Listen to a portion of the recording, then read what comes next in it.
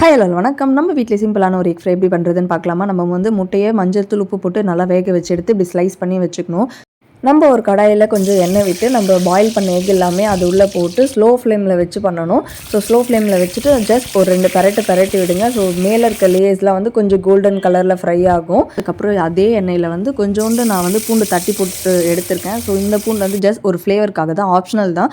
வேணும்னா யூஸ் பண்ணிக்கலாம், வேண்டாம்னா விட்டுறலாம். அதுக்கப்புறம் வந்து அதிலே வந்து கொஞ்சம் மஞ்சள் தூள், உப்பு, குழம்பு மிளகாய் தூள் இல்லைனா வெறும் மிளகாய் தூள் ஆப்ஷனல். அண்ட் லாஸ்ட்டில் வந்து பெப்பரை போட்டு சும்மா ஒரு பெரட்டிட்டு அதில் வந்து முட்டையை போட்டு அந்த முட்டை கூட அது கோட் ஆகிற மாதிரி நம்ம வந்து மிக்ஸ் பண்ணி விடணும். ஸோ இதை பண்ணும்போது நம்ம வந்து எப்போவுமே ஸ்லோ ஃப்ளேமில் தான் வச்சுக்கணும், இல்லைன்னா கருகிரும். அண்ட் ஸ்லோ ஃப்ளேம்லேயே வச்சு அது வந்து கொஞ்சம் நேரம் அந்த எசன்ஸ்லாம் உள்ளே இறங்குற வரைக்கும் நம்ம வந்து மிக்ஸ் பண்ணி விடலாம். நாட் மோர் தென் 5 minutes அப்படியே நம்ம மிக்ஸ் பண்ணி விட்டுட்டு நான் வந்து அந்த எக் மட்டும் எடுக்கிறதுனால தான் நான் பூண்டை வந்து தோலோட ஜஸ்ட் ஃப்ளேவருக்காக இடித்து போட்டு வச்சுருந்தேன். நம்ம முட்டை போடும்போது கருவேப்பிலை போட மறந்ததுனால ஃபைனல் டச்சாக கருவேப்பிலை போட்டு ஃபினிஷ் பண்ணியாச்சு. சாம்பார், கீரை, காரக்குழம்பு, வெரைட்டி ரைஸ் எல்லாத்துக்குமே வந்து சூப்பரான காம்பினேஷனாக இருக்கும். கண்டிப்பாக ட்ரை பண்ணுங்கள். ட்ரை பண்ணிவிட்டு எப்படி இருக்குன்னு சொல்லுங்கள். நெக்ஸ்ட் வீடியோவில் பார்க்கலாம். பாய்.